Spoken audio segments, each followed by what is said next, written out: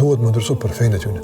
A falen, a gjerojnë, a besojnë, a kanë besytni, a kanë devijime, a kanë mëkate, a kanë probleme. Ne përpjekim vazhdimisht që njerëzit të kthejnë rrugën e Allahut xhallahu ala, nga se jemi të bindur se kjo rruga e dur. Jemi të bindur se këto është shpëtimi. Andaj nga dëmshëria që kemi për tjerët, ne përpjekemi që këta të jenë rrugën e Zotit xhallahu ala. Nga dëshira që kemi ata me qenë në rrugën e dur, ne i thrasim në rrugën e Allahut te barekutaala, me urtësi, me butësi. Mbajmë raporte me njerëzit se kemi të afërt, kemi gjakut. Edhe pse ata ndoshta nuk na dojnë, edhe pse ata ndoshta refuzojnë, ne duhet të tentojmë vazhdimsi që të mbajmë raport me ta. Vazhdimsi, sa të lexon ti apo dëgjon ti për raporte pejgamberit me të afërt me ti, shese fokusi kryesor dhe brenga kryesore e pejgamberit asme ishte a kanë me besu ju? Si kanë me vdek? A do t'jenë adhurues të Allahu xhallahu ala apo jo? Kjo është e brenga e madhe. E këtu kemi një mësim të madh të ndërruar shikues ashtu se të kuptojmë se po mi u ndihmu në çdo aspekt është e kërkuar, kemi obligim ne atyra ata neve, në vetë të ndihmohemi, të përkrahemi, të vizitohemi, kjo është e kërkuar. Mirë po, nuk duhet haruar edhe çështën e fesë. Nuk duhet me ta dash të mirën askush më shumë se i afërmit. Është ata në çdo situatë gjinin më shumë se këtë tjerë. Me përjashtime të caktuar normal që i shohim jetën e përditshme. Ndaj në gëzim ata janë të parë që kemi thirr. Në pikëllim, në sprov ata janë të parë që kanë qenë me ty. E ti me ta.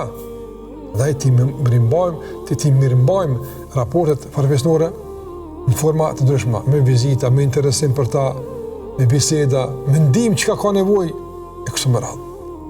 Por me gjitha e shohim pejgamberin alayhi salatu wasallam se në raport me të afërmit e tij ishte shumë i kujdesshëm, i zellshëm dhe shumë i brengosur për fenë e tyre. A do të jenë musliman apo nuk do të jenë musliman? Sa u mërzit pejgamberi kur vdiq agja e tij. E nuk u mërzit veç pse ka vdik agja e tij në kuptim shkoj, e ka ditë pejgamberi që jeta përfundon, por u mërzit si vdiq agja e tij. Si nuk arriti që gjitha ato vite pranë pejgamberit e ka pa me syt e ballin se kush është pejgamberi sallallahu alajhi wasallam. Por ja që tradita, presioni i zakoneve të Mekës e bën që të vdes të del nga dunjaja pa thonë la ilaha illallah Muhammadur Rasulullah. Sinqerisht kjo është dështim i madh. Kjo është humbje e madhe sinqerisht të ndëruar shikues. Ndaj duhet më preokupu për situatën ekonomike, shëndetësore, e tjera të afërmit. Kjo është më rëndësi, patjetër, mirë, po mbi gjitha duhet më ndërsu për fenë e tyre. A falen, a gjerojnë, a besojnë, a kanë besytni, a kanë devijime, a kanë mëkate, a kanë probleme, a kanë devijime të caktuara morale apo forme të tjera. Me tentu me përmirësu, me tentu me rregullu, me afru, me forma që kena mundësi. Mirë po, me nejt me akrabat, e mëlshu në hajgare, e mëlshu për shembull në tema të caktuara, të relaksuara, është e mirë po, gjithçka ka kufi.